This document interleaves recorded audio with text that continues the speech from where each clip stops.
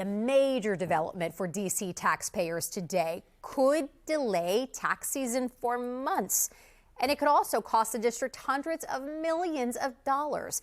This afternoon, the Senate voted to block a portion of D.C.'s local tax code from taking effect. But if you look at the calendar, right, we all know tax season is already underway, and some residents and businesses have already filed.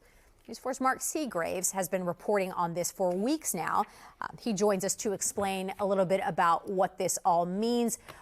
Mark, let's start first and foremost. Take us back to how we got in this place in the first place, and then we'll talk about the ripple effects. Yeah, so everybody recalls President Trump's one big, beautiful bill that included several tax breaks at the federal and state levels. Well, several states, some Republican, some Democrat, and D.C. decided not to implement all of those cuts locally. It's a process that's called decoupling.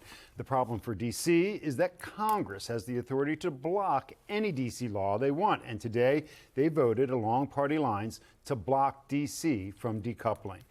President Trump has said he will sign the law when it gets to his desk. So there's obviously a number of implications here as it pertains to like individual residents, but also businesses. Can we talk about that side of it first? Yeah, so local officials have said this will be chaos and could halt income tax filings until the fall.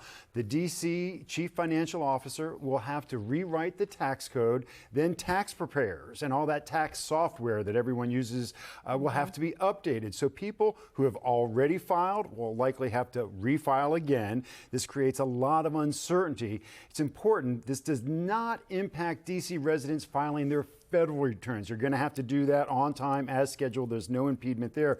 But this will also impact the district's budget. First, it would delay as much as $400 million in anticipated tax revenue for D.C. And on top of that, D.C. would have to cut an additional $600 million from the city's budget over the next 4 years. Programs like childcare and low-income tax credits would be impacted.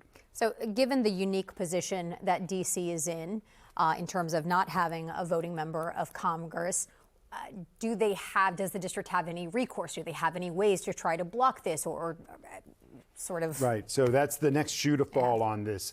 The chairman of the D.C. Council has said that he believes Congress acted a day too late and that the D.C. tax code is already law as of today. So Congress has a 30-day review period on D.C. laws. Phil Mendelson says that 30 days expired yesterday. But Mendelson has tried this once before.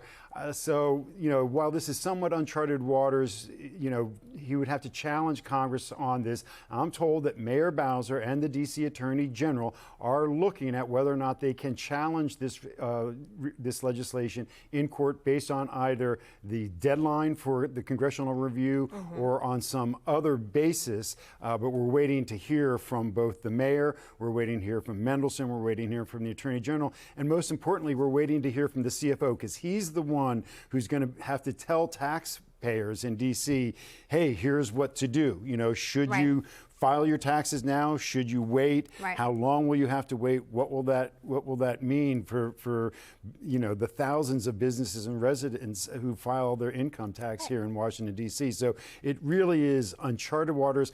While Congress has overturned some D.C. laws in the past, never a fiscal law, something like this. It's usually been policy. This is fiscal related. And so this is, as the mayor and Eleanor Holmes Norton and everybody locally has said, this is going to create chaos for D.C. residents for the next few months. A year of unprecedented events for the district. Just and one this of is many. This is another one Absolutely. of many. Yep. Mark Segraves, thank you for joining us. We appreciate the insight and the breakdown.